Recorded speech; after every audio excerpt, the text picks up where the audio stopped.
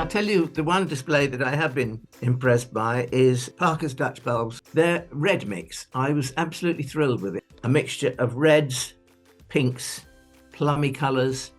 And if you really want to be, shall we say, outstandingly naughty, you can actually add then your own colour. You can add a black tulip if you wish, or something like that. Or you can add a white one, or you can add a green one. You know, you can add whatever you like. I wouldn't add yellow, but then if you want to, why not? Your choice is yours. It's your garden. Yeah.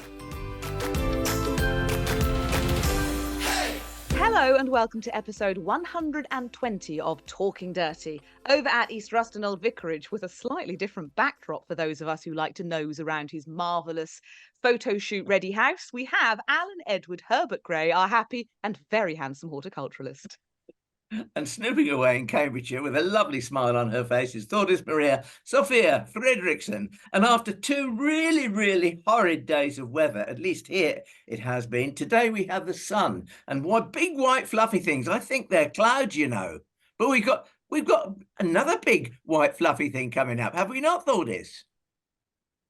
What, fluffy and cuddly? The one I think I introduced you on one of our previous podcasts as like one of the nicest men you're ever going to meet. Certainly one of the most generous, knowledgeable, loveliest people in horticulture.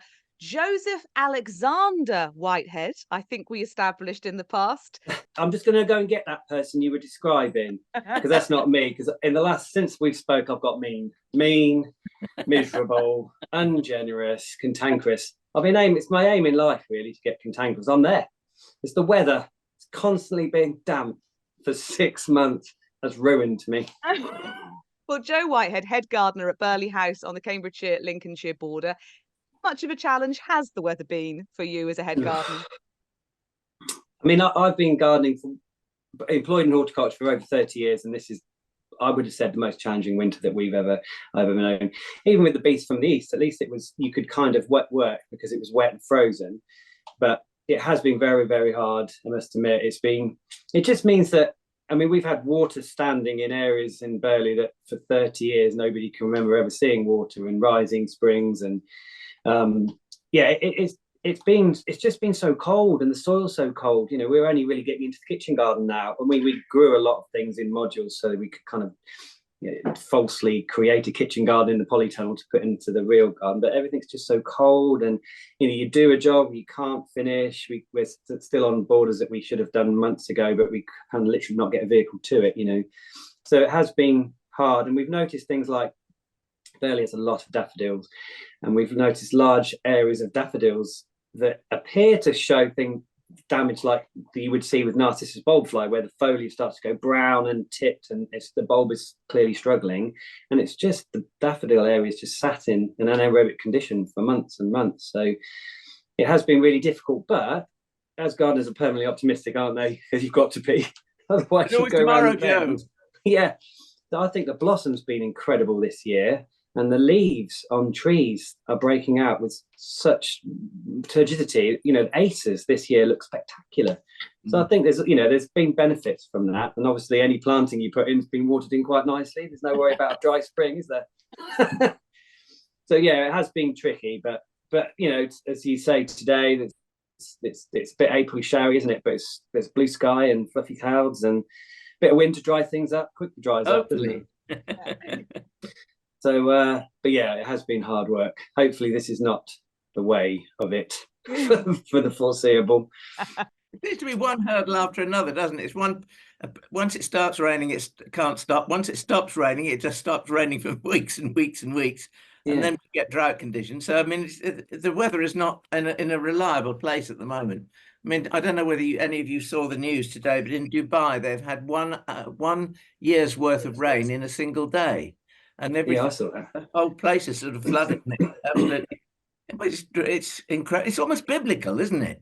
Yeah. And as you say, you can't predict it, can you? No. You can't pick it. No. I mean, we had those. We've had a few in March and even February. Amazing warm days, haven't we? Yeah. Where brimstone butterflies are out, popping around, and bumblebees are breaking out. We had a very warm day here on Saturday, And for the first time, I really felt that spring was here, because the amount of butterflies, I mean, the different varieties, there was, of course, brimstones, which are always, one of the first ones that you see, but we had small tortoiseshells, we had large, I can't remember what they're called, the big ones, peacocks, that's right. Oh yes, Yeah. I saw a peacock. Yeah, and I haven't seen a painted lady yet, but then they normally come as a well, they have to fly the channel because they come from Southern Europe. But I have a feeling, that sometimes they arrive, and they arrive in such a state that I feel they've been here the whole winter. Yeah, because they look battered, don't they? Yes. With all their travels. I'm wondering whether that, maybe things. I mean, the climate is changing. Everything is warming. If the lily beetle can come from France and then up to southern England and work its way up the country, so can other species. Yeah, yeah. We have hoopos on the Norfolk coast now. Really? Did not know that. That's a revelation. I love those birds. I didn't know they turned up in Norfolk. There's other things like it's a thing called a glossy ibis, which is it's ibis-like. It's a water bird, and there's a lot in sort of around Fenstanton, around Cambridgeshire, and now they're in my local. Because I'm quite a sort of keen bird watcher. They're in my local kind of patch, and they've been here for several years now, and they're going to breed. So all these sort of southern European things are coming and staying, because there'll be swallows stay soon, I reckon. And there's bee eaters, isn't there? There's bee eaters on the Norfolk coast. Yes, there is. Yeah, there are. Yeah, amazing. Now, Joe, I mean, since you've been at Burghley, which is a number of years now, I lose track, but it doesn't feel very long. But I suppose it is quite a long time now. About 6.5 years, I think. Yeah. Well, obviously you were there before, but back as head gardener. I mean, you have been changing things, and since we last spoke to you, which is a while ago, I imagine there's been lots of stuff going on. Can you think off the top of your head of any of the sort of changes in planting and design that you've been implementing? Yeah, we've been steadily working and making them better use of spaces, and finding far more places to slip borders in. So this year, we've started running out of space now, I must admit, and you get to the point where you think, actually, this is going over the top now, because there's just too much. Although I'm inspired by Alan's garden, and Alan's garden is an assault on your horticultural senses, so I'm more than happy to do the same at Burghley. And so we've put in a sort of big tropical garden this year, because we actually do some quite nice tropical beds around the private gardens, which nobody ever really gets to see. Although we do lots of tropical planting in the orangery garden where the restaurant is. So we've been putting that in, and we've been steadily. The last year we've been working steadily on the rose. So there's formal rose gardens that you can look out from the back of the house, and they are lovely, big rose beds, classically kind of arranged, all David Austin roses, and they are lovely. But rose gardens are a bit kind of one-dimensional, aren't they? You get a couple of flushes of roses, some nice hips. So we're steadily messing with them a little bit, taking some roses out. We didn't do quite as much this year as we thought, but we're taking roses out, adding in areas that we can wholesale bed out with tulips. So we put in thousands of tulips around all the topiary shapes, made some new beds in the rose garden. So a huge mix of, must have been 40 or 50 different sort of two combinations of tulips all over the place. And then the big beds where the tulips are, we'll plant that with dahlias. And then steadily we're going to start changing the rose planting. So it'll still be a very English rose garden feel, but we'll be adding in perennials to extend the season, small shrubs, that kind of thing. There's some funky topiary at Burghley, and so we're putting odd new frames. I've got a genius fabricator called Mel who can build anything, and I'll give him a rough drawing on the back of effectively a cigarette packet, not it is the little piece of paper, and he creates it. So and we've been changing planting in the North Court, which is the main kind of view up to the Golden Gates at Burghley, the front door really. And that was all roses, very old roses. So we took all that and we've just planted up with a new herbaceous border scheme. But it's got big frames in it. So Burghley's well known for its incredible range of chimneys. I don't know how many chimneys there are. There's loads of them. So we've had frames made that represent some of the chimneys. So like columns, double columns, obelisks, and then great big balls, so that we can train roses into perfect ball shapes. So that's quite funky. Yeah, so and then lots and lots of the borders are quite eclectic. Big, you have to view them from a distance, so big groups of planting, but lots of different shrubs to back, gold bronze form catalpas that'll be coppiced, Paulownias that'll be coppiced, some Cornus, shrub Cornus, things like Milky Way, different blocks of things just to add a different backdrop to the herbaceous border planting. So yeah, lots of changes. I mean, Burghley has also had the big addition of a massive adventure playground. That's all I want to say about that. And well, it's so funny because this is what people keep saying to me: oh, you must take Theo up to the adventure playground at Burghley once he's walking cool. And everything. So I suppose it serves its purpose. It draws people in. It gets people talking about you. Yeah, and the gardens team built a considerably large chunk of it. We were kind of sort of at the last minute a little bit asked to develop a long space of about 150 meters from the entrance to the big towers, and so we designed it with 6 different zones. Each zone has a moon door, so I got my friend Mel to make these perfect moon doors with trays in the top. So the first zone is the butterfly banks, which is tall banks of wildflowers and tall gabion cabbage to make bug homes. And then over the top of the moon door is wildflowers. And the next one is the mole hills, because the whole thing is themed around Cecil the mole, playing on William Cecil the spy master. So you follow a tour all the way through. And so we made just basically massive banks, but massive mounds of soil with tunnels leading through. And so you go through an astroturf moon door, which has got roots underneath and a mole sitting on top as if you're going into the mole's tunnel. And then we've got the Whispering Wood, which is all Betula jacquemontii, actually, or Betula utilis jacquemontii. So it should look in a way like, Anglesey Abbey's wonderful birch walk. So it should look a bit spooky. And then there's another zone that leads to the magpie nest, which is a climbing frame type thing, and then there's den building, and then we built it's called the Woodhenge. So it's got like this Game of Thrones-esque type throne and seats and wood in like a Woodhenge circle. So we made that last winter before last. So, and it was quite challenging, and we made it because it was a sort of kind of like an idea at the end. There wasn't a huge amount of money, and so we had to be quite creative. But I've got such an incredible team of gardeners, students and volunteers, and some very, very capable landscape, people who can construct. So that was fun, actually. So we are quite attached to the adventure playground because the first whole section, which is all supposed to be, is play, but it's supposed to be a bit more engaging, a bit more kids making it up. And then you get to the all singing, all dancing towers with a massive slide and everything at the end. So I have a love-hate relationship with it, but I do love the bit we did. Well, no, I don't have a hate relation, not at all, because it has doubled the visitor numbers to the gardens. So, I mean, the impact of the adventure playground is phenomenal. It has doubled. So, and that's great because we're getting families and people who didn't even know the gardens existed. Yeah. Well, there's one thing having a cafe, because I mean, the York Gate Garden Cafe is phenomenal, and I'm sure attracts lots of people in. But I think the great thing about an adventure playground is the people you are inviting in, grandparents and children, parents and children. You're getting kiddywinks into the garden as well, and then that's all good. Yeah, and I mean the footfall. So it's also quite educational, I think. Yeah. You talk about the butterfly, and then there's the mole. And it just suddenly brought home to me a landscape I drove through the other day on the way from my house to North Walsham, the town of North Walsham. There's a road that sort of cuts through a hillside, and where the road is cut through, you can see the tree roots.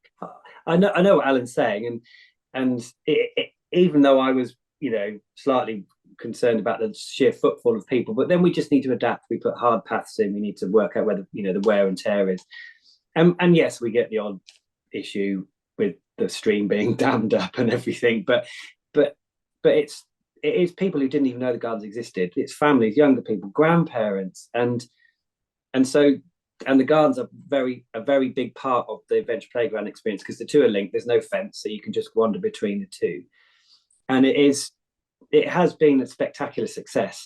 Burghley's a busy visitor attraction. It costs a small fortune to run, so it's got become more successful and can't rest on its laurels, otherwise it will fall behind the wayside. So it is a busy old place now. And yeah, for the odd time I have to say, excuse me, can you please get down from that tree? There's lots more positive things. I love that. If you have an adventure playground, I suppose the children don't know where the playground ends and the rest of the garden begins. And it's not the children. You should have a strong word with the parents. Say, excuse me.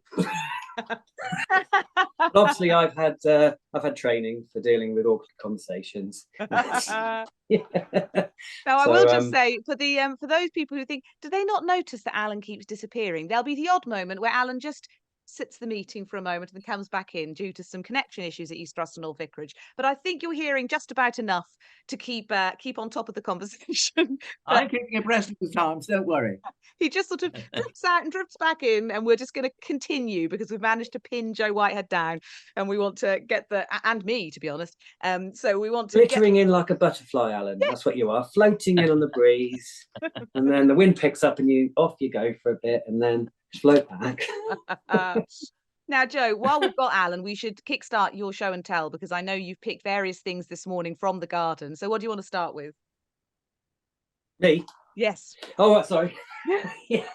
I would like to start with this wonderful North American perennial. Love this plant. Called Dodecatheon meadia, and it is flowering away in what we call Swallow's Wheel, which is the cliff face bit with the waterfall. That's one benefit of all the rain, is the waterfall at the edge of this feature is the overflow for the lake. So by now it's pretty much stopped, but it is tumbling down. The water this year over that area was phenomenal, absolutely phenomenal.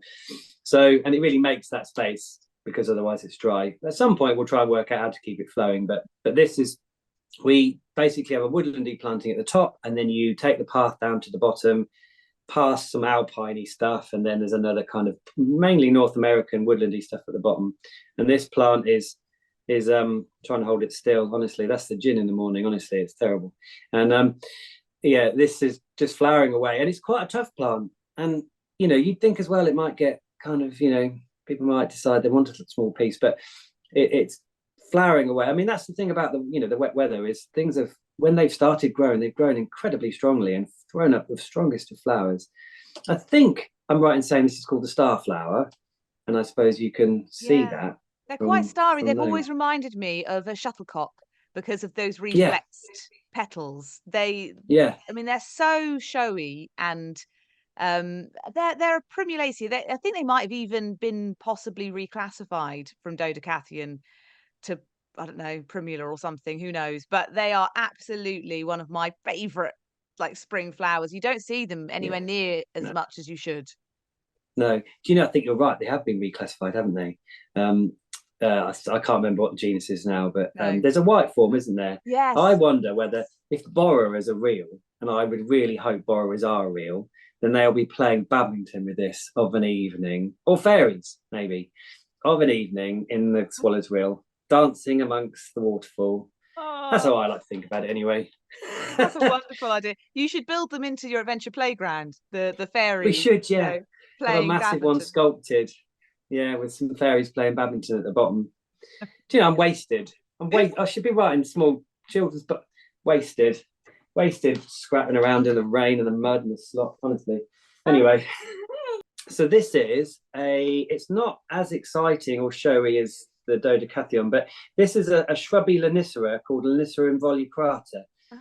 And it's a plant that we planted in the areas that we call the North American borders, which is was a large area of laurel that we cleared out, and are planting steadily a collection of North American plants to kind of to illustrate so the Burghley family all emigrated to North America and live on Vancouver Island. And Lady Burghley, who's a really lovely person that I communicate with a lot, is an ethnobotanist, and she is fascinating, Lady Holly, and she so she's sent lots of ideas about which plants to grow. So we're trying to just strictly stick with North America. So we planted lots of trees and shrubs, and now we've got a bit more dappled shade coming in, so we can start adding in some underplanting of herbacea of perennials. So it's a kind of longish project. And this is the fun thing. It's really strong grower. So if you want a bit of a boundary, and it has these kind of, they're going over a bit now, but these bright orange flowers.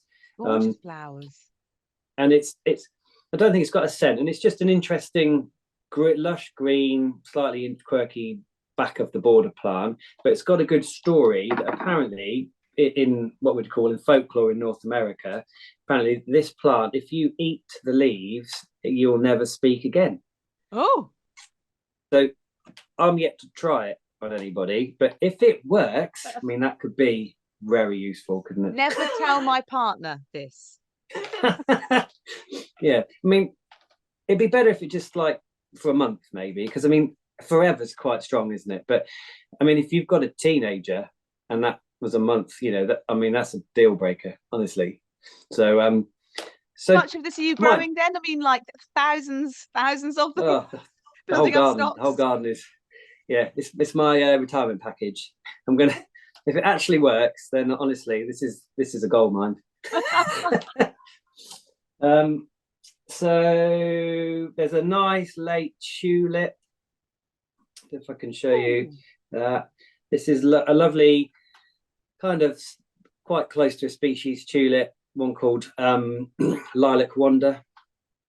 And we grow this. We grow lots of different species tulips. We've been doing really well with Tulipa sylvestris, you know, the native, the yellow one. tulip. Yeah, and this naturalizes incredibly well. I mean, it really well. So you have to be mindful of that. But you know, sowing this around trees, up against walls, anywhere where we need to brighten up something, this tulip is beautiful. I was going to say Lilac Wonder. I think it's something, either that or something similar is what Val Bourne was saying. She planted in her much smaller than Burghley garden, you know, a third of an acre, and had rather regretted because it was such a happy and kind of happily increasing tulip. Yeah, it's sociable. That's what it is. It's a sociable plant. It grows a little bit like wild garlic. Not quite as bad, but in the right place. You know, we've got it planted up against old sort of tumble down walls and it just loves it. And it's late, really late. So let's all wave at Alan. Alan has returned. He's actually moved location to rejoin our meeting, which sadly means you missed the entirety of Lonicera involucrata. But hopefully we now have you back. Yes, I hope so. Oh, lovely. Nice new backdrop. You should keep moving around the house. No, I've gone to the office actually, because the connection in here I think is marginally better. At least I hope it is. Anyway. What next, Joe? I've just got this lovely, and it's not a rare plant particularly, but it's just this lovely Lunaria, and it's a variety of cultivar called Cheglo. Oh, yeah. And I bought one of these from the late Cliff Curtis, as in the Snowdrop famous, you know, renowned galanthophile, at Swine's Meadow Nursery Plant Fair, and it was just in a little kind of like plastic pot. And because Cliff would turn up to the plant fairs, and he would have a kind of a layout of plants in every different shape of pot, often dug up from the garden, but everything was fascinating, you know. And everybody would go to Cliff's stall first off to try and snaffle whatever was different from his garden. And I bought this and I planted it in a number of places, and now it's popping up all over the place. And some of this is a better stem with pretty good dark leaves. So that it's so wonderful because it's, you know, as opposed to the kind of mid-green leaves, it's got these really dark purple leaves against the purple flowers. And so you get, because it's just, you know, it just seeds itself about, you get all sorts of different hybrids. And, you know, you can go, you know, we go and lift the darker forms and move them around. But we do a lot of floristry in the house, and through a change of one of our startup gardeners who did an awful lot of floristry has left recently, and so I can do quite a lot of flower stuff. I've always done a lot of flower really stuff. So can do a lot of flower stuff. Like Joe will do down his abilities, but your flower arranging is out of this world good. Well, I don't know about that, but I'm stepping in for now. So this I've been using extensively, because that 4 or 5 decent strong stems of that, because you need, at Burghley the vases have to be quite big. So and we don't buy anything in, so we pick everything from the gardens, and you get a sort of 3-foot stem of this, you get 3 of those dropped in. Now we've got lilac coming out, so we can put some purple lilacs and white lilac in, and you don't need a lot more, to be fair. And it's a beautiful thing because it just pops up. I love things that pop up, and often they pop up in the right place, don't they? They pop up and match the right colours, as if nature knows what it's doing. Chedglow here, Joe, has thrown the most peculiar plant from it, and it's obviously Chedglow because it's got the dark leaves and the green leaves, but there is also bright red, maroon, and a kind of purple in the leaf. So that's nice. Yeah, I mean, I think it's Marmite. Right. Really, you either love it or you hate it, but I mean, it is a fascinating thing.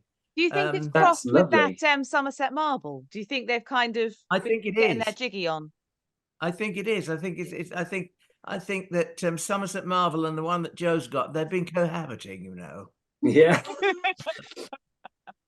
After hours. Yeah. That's all those butterflies. That's what it is. Yeah. I mean, but isn't that the fun bit about? That's what I love about plants, is they constantly surprise you. And if you constantly look, you constantly find stuff, don't you? And you never stop finding things, weird stuff that happens, or odd seedlings, or it just never stops, does it? It's a bit like growing apple trees from pips, isn't it? Because I mean, years ago, gardeners, they actually grew apple trees from pips, and then, a tree was then named after it started producing fruit, if it was an eater or if it was a cooker. But it originated as a pip, so you just don't know what you're going to get. No. Every year the garden's different, isn't it? Every year something does something different, or something excels or doesn't excel. It never stops, does it? It's wonderful. And you can see why we're all nuts. Yeah, we are. And with apples, when I was pregnant, and you can often be very hungry. And we were on a holiday in the Peak District. We were out for a walk, and I was really hungry. We didn't have anything on us. But there, as if by magic, was an apple tree that must have just grown from where someone had thrown an apple one day on their walk. And they were delicious. I mean, I nearly sort of fell down a ravine trying to get to this apple. I was so hungry. I was determined because I could see one like nearly within my grasp, and I was so glad I got it. So I was happily, merrily then munching on this apple, walking along, and it's delicious. Yeah. Happily memories. So from Lunaria, where would you like to go to next, Joe? I've got another 2 bits actually. 2 bits. I'll do 2 bits at once.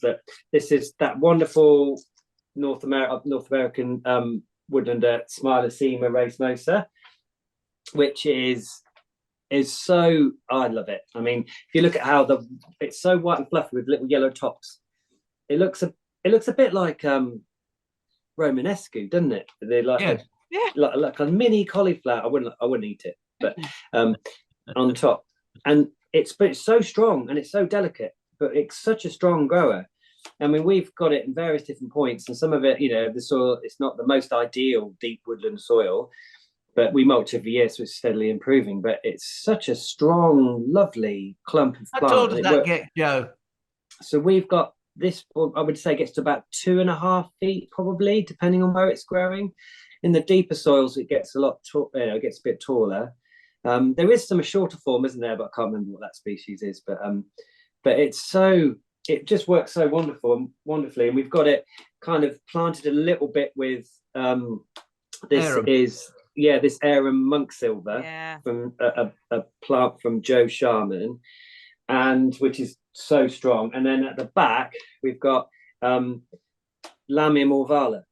Love that. So, and Lamium orvala is a strong grower, strong, tall, nettled family with these incredible kind of like maroon flowers, but it's strong. And the 3 of them, because they will work for us, work really strongly together.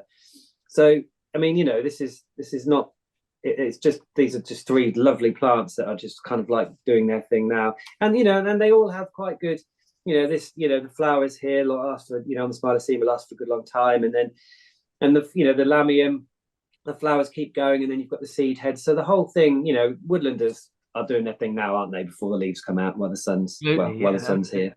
And then just another little plant that's I love epimediums, and this is a really lovely strong one called amber queen, and you can see those kind of beautiful amber flowers.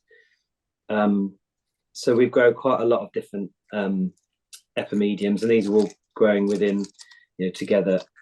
Do you have to cut the leaves off that before the flowers appear, Joe? Yeah, so we make sure that after Christmas, that's one of the jobs, we cut them all back, as you say, because the leaves are part of the interest, aren't they? It's like autumn's appeared, isn't it? Because the leaves are all autumnal colours. Yeah. And then the flowers. So, but I mean, we've got a lot of epimediums. Some of the whiter forms, and some of them are not quite as bomb-proof as some epimediums are. But this one, Amber Queen, is really strong, and the flowers are tall. So the flowers are good, 50 centimeters long and very pendulous, quite late flowering. So this kind of like this one plant sits on top of a kind of a bank as through the woodlandy bit that goes down to the waterfall. And it all just comes so quickly, doesn't it? I mean, these are going over now, and it seems like yesterday I was getting excited because the little flowers were poking from the crown of the plant. You mentioned Epimedium Amber Queen. I mean, I'm very pleased that you brought that, because I have got that on my wish list. I don't have it in the garden at the moment, but I have it on the wish list. But I hesitate, and the reason I hesitate, because there's been an awful lot of breeding work done with epimediums. Most of it probably very good, but I think some of it is slightly, shall we say, they're too much of a demure little darling to be noticed. You need 10 of them to get them noticed, and they're quite expensive to buy. But Amber Queen is obviously a tall enough and a robust enough one to actually, I would think, as a good plant for a good epimedium for people to start with. Absolutely, and the new foliage is fun because it's very mottled, and for us it's a very strong plant. Makes just one plant on its own makes quite an impact. So as you say, 3, 5, whatever space you've got makes quite and then you get that lovely glossy, slightly sort of holly leafed leaf afterwards.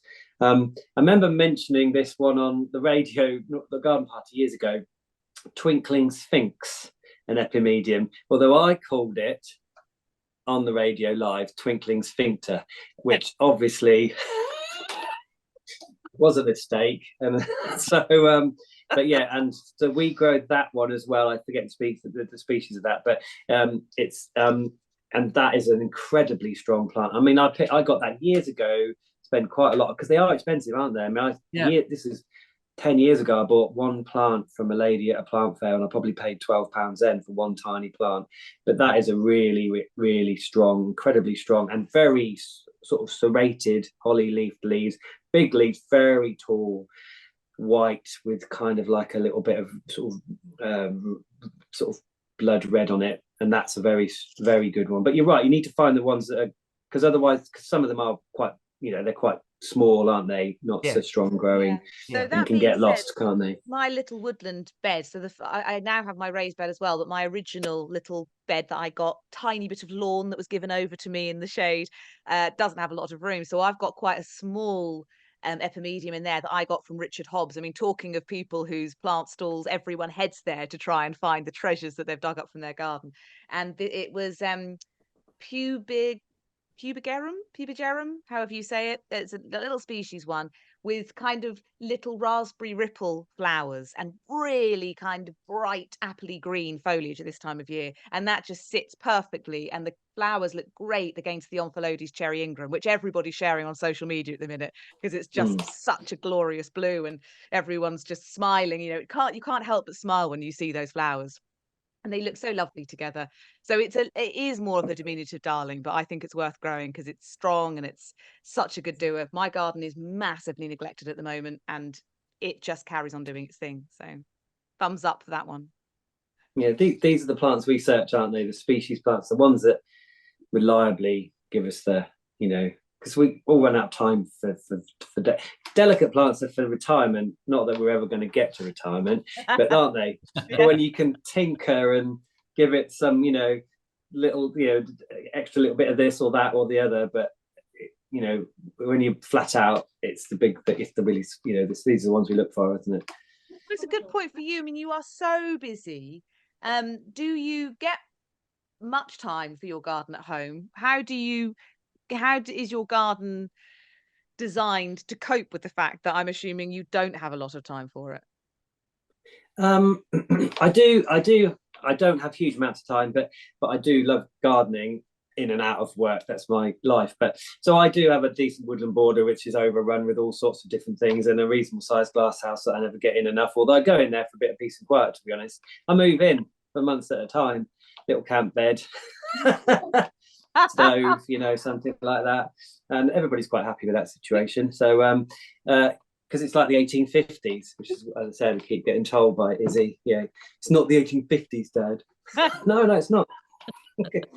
But so I move in for but no, so I love it. I don't get enough time. I do a lot of pots because we've got quite a big patio and it's sunny, and I do lots of pots. Mainly it's plants that I have acquired for the last 30 years that I've got nowhere to put them. And because I live in a house that comes with my job, and as nice as that is, it's not mine, it's not my garden. So there's acers and there's shrubs and there's things that I don't want to plant and leave behind. So I've got them in plots that are steadily getting bigger that you can't lift.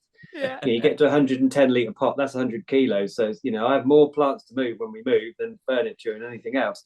So the patio is full of these things that one day will have a place and I'll plant. So we haven't got a very big garden. That's quite good. The previous place we lived in was quite a big garden. That was quite a chore, at the end of the day. But one day, I'll have some time and I'll be able to grow these little delicate things. What we all say, isn't it? One day. One day. I'm in your situation, like patio, got lots of things. Peter's 30th birthday acer, which cannot go in the ground. It has to go with us to somewhere we can plant it. Yeah. So getting bigger and bigger and bigger in its pot. Yeah, that's basically what I've got. I've got things from when I was a Wisley student. If you ever want to see a good plant collection, go to the accommodation where the Wisley students are, because you imagine living and being able to roam freely through Wisley Gardens. I mean, when my first year, we lived with the last year to live on site. And so that literally we would roam the gardens of an evening without anybody about. I mean, one of my biggest regrets in life is not acquiring more plants. I mean, they had a national epimedium collection, and I did not make the most of that. Honestly, I should have systematically gone through the entire collection of 500,000 plants. But, so the plants I moved from Wisley that I've still got in pots one day are probably sick of me. Like, for God's sake, plant this. I mean, to be fair, I planted quite a lot of Burghley because I know where it is and I can propagate it again. But yeah, that's what, if you're mad about plants, they're just everything to you, aren't you? You can't let them go. And great stories. I mean, things that come from your time at Wisley as a student, you can't let that go. That's lived with you now all this time and comes from such a special point in your life. So I get that. Every garden I've been in has got elements of what I collected when I was a student. Every garden propagated from this and then put in that garden from somewhere. It is. It's like a green living memory, isn't it? Memory book. Yeah. Wonderful. Well, I think you've given us quite a lot of FLOMO and ideas. I mean, I love some of those planting combinations you had, particularly with Lamia morvala, one of my I love that plant. I don't know why there's not more of it. And actually, it's sort of a FLOMO thing, FLOMO being that fear of missing out you get about a flower or a plant. If you follow Joe Sharman, Monk Silver on Instagram, you'll have seen him post a bicolour version of Orvala, which he's working on sort of propagating, because obviously that's not widely available. Like, was it a John Foster plant, I think, that he's now got on his sort of hoping to make more of? I was thinking I have actually made a little note here of a woodland group. Thank you, Joe.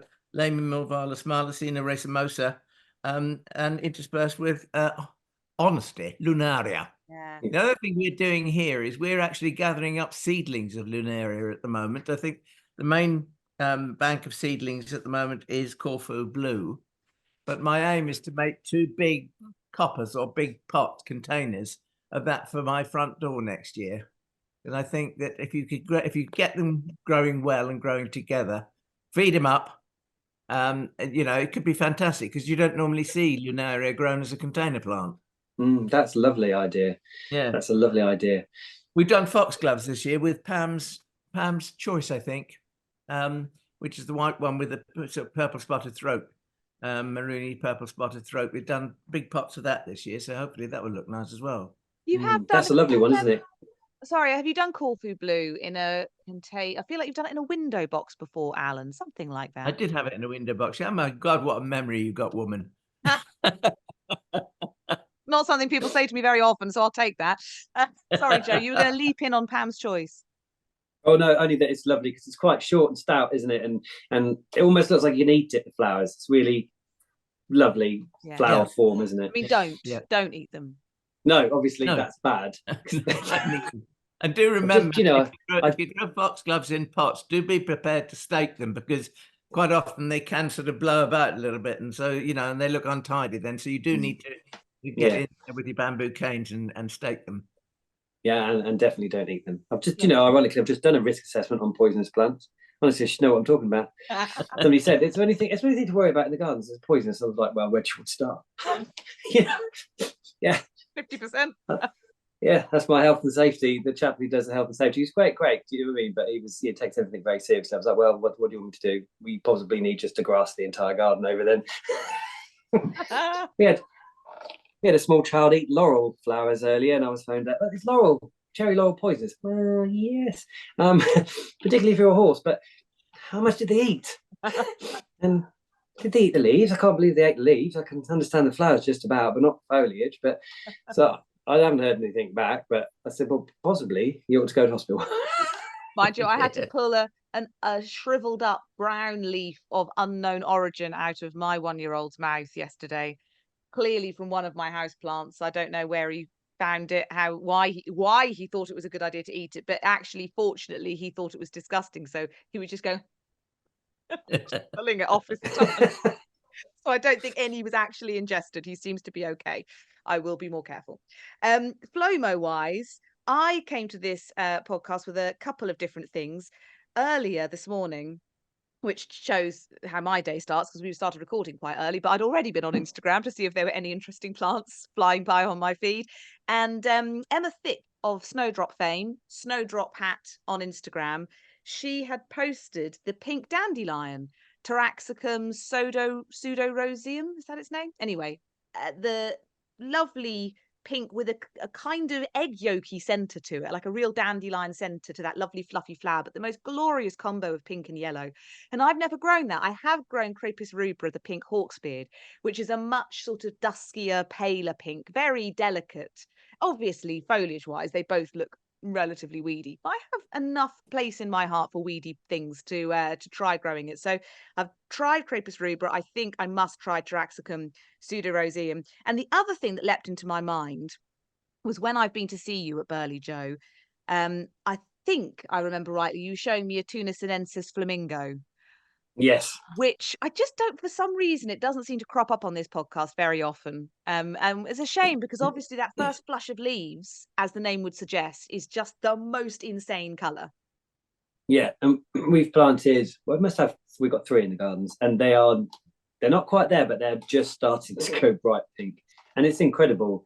The best one I've ever seen, which I'm sure is still there, is on the top of Battleston Hill at Wisley, and it sits at the top of so you look up the double herbaceous borders, and it's at the top, and it's a big plant, it's a big tree when it gets going, and it's one of those things you couldn't miss it, you couldn't ignore it. It's probably the most successful plant in the entire place, because it's the one that everybody's eye will be drawn to.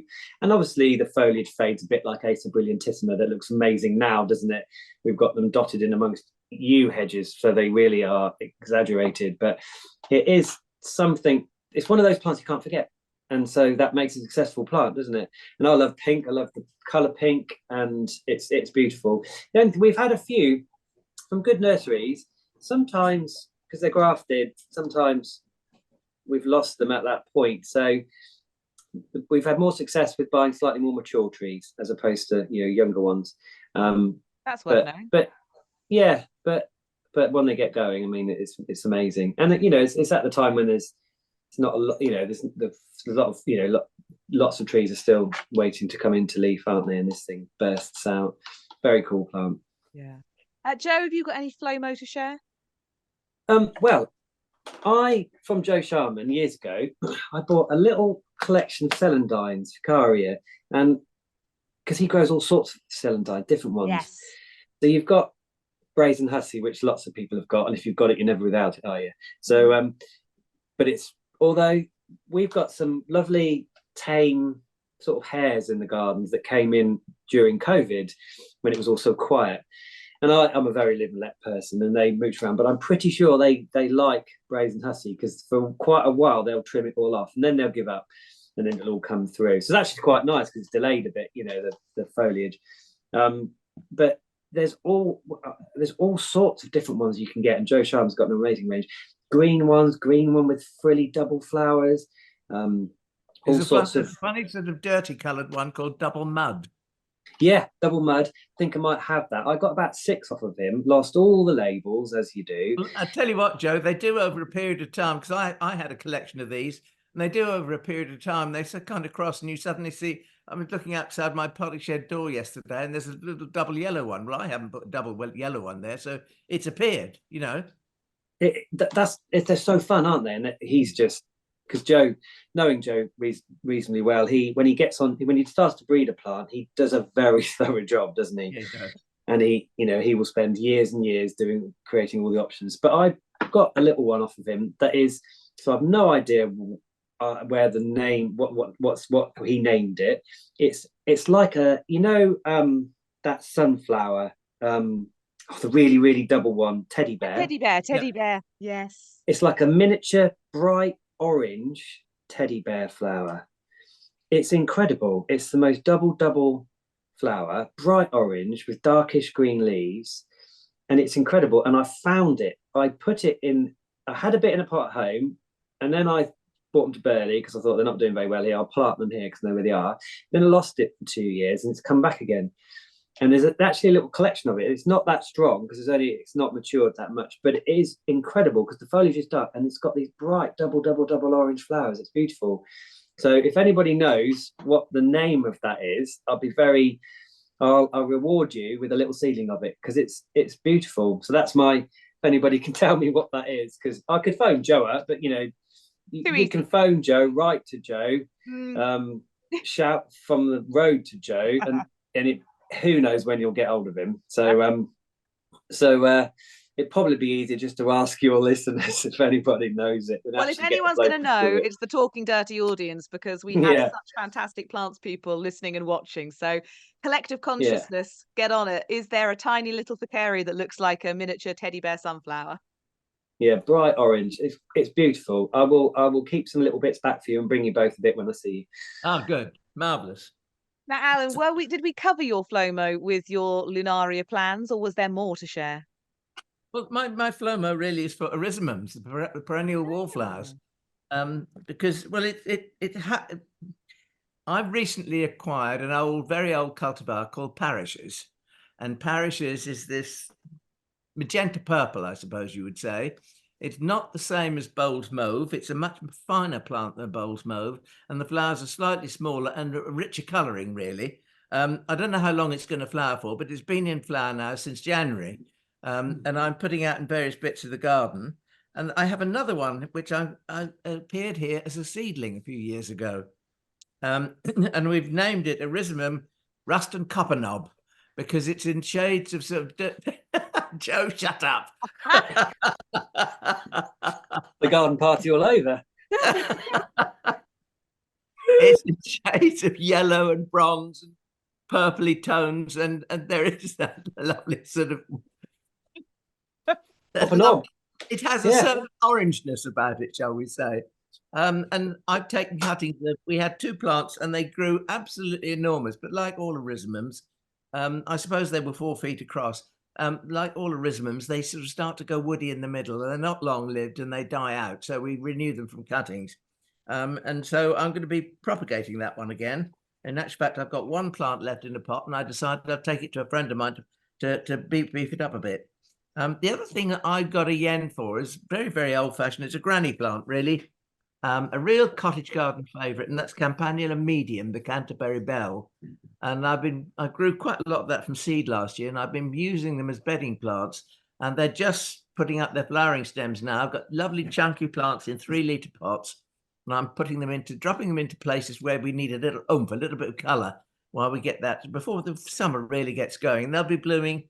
They'll start blooming in May, and they'll go through to June or July, depending on whether or not I deadhead them, because when we grew them when I was a child, Granny used to bring them inside the house. She put them in her coal greenhouse, and they'd be forced on a little bit from those growing outside. And they come inside for about a week and a half when they were flowering. And then they'd go outside again. And I was given a little pair of blunt-ended scissors as a child and told to snip the dead heads off. And as you snip all the dead heads off, more flowers are produced from behind that old flower. So you can, if you're diligent, get 3 flowerings from a Canterbury bell. Whoever knew? That's a retirement plant, isn't it? That's when you can get that sort of time. I'll put that on my retirement plant list. No, you won't retire. You won't retire any more than I ever will. No, I'll just be found in the borders at some point, you know. Oh, there we go. You know, he stayed in the borders until so long that he ended up fertilizing it. Yes, exactly. What more appropriate way to go than fertilizing your own borders?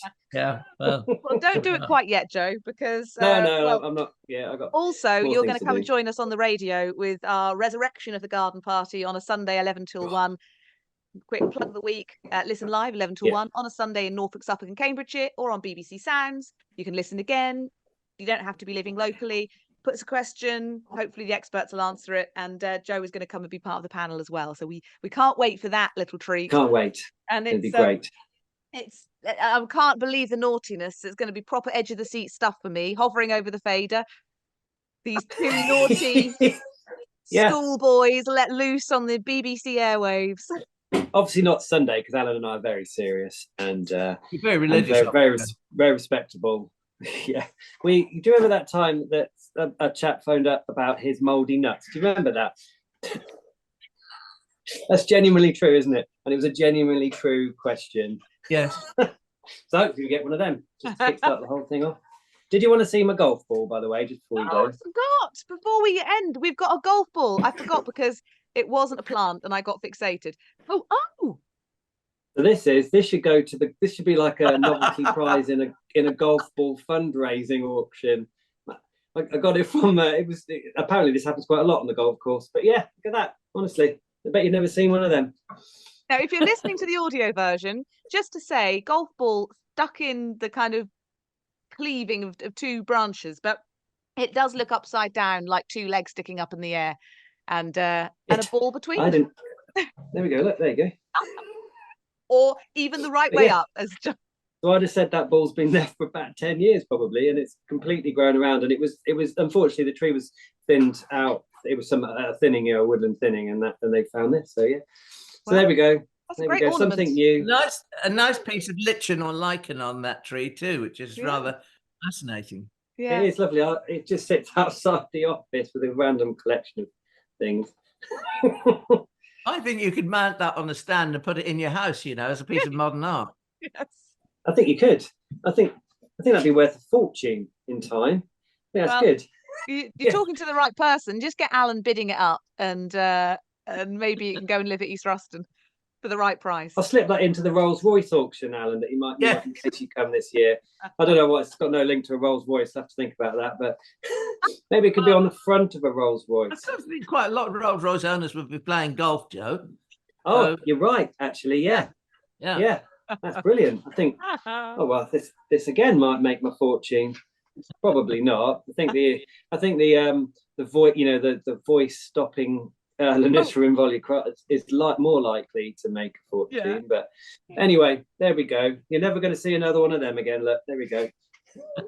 A once in a lifetime opportunity with Joe Whitehead at Burghley. Thank you very much for regaling us with not only amazing plants, but just your wonderful smile-inducing personality. I always leave podcasts with slightly hurting cheeks when you're on. So thanks for that. I only keep it for you. I'm going back to my normal cantankerous self now. So, but lovely to see you all. Thank you very much for inviting me again. Nice to see you, Joe. All the best. See you soon, Alan. Take care. See you Sunday. Family. What's happened to you? Alan's technically... Oh, you are technically there. I can see a black box where Alan should be, but I don't think I can hear you or see you. Let's try ringing him. Oh!